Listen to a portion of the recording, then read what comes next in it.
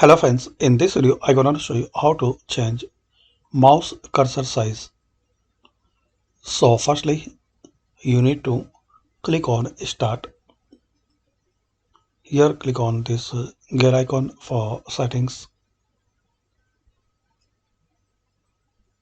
Now select ease of access.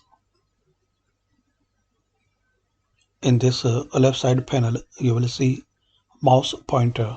So click on it. Change pointer size and color. Make mouse pointer and touch feedback easier to see. So just drag as your requirement size.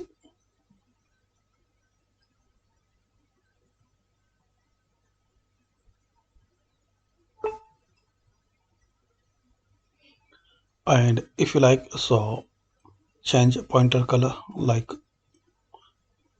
inverted, custom,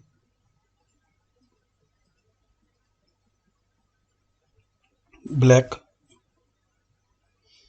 or white.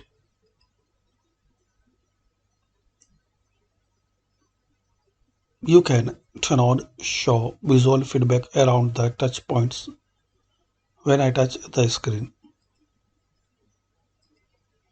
Make visual feedback from touch points darker and larger. So like you can customize your mouse cursor size and also color. Thanks for watching this video.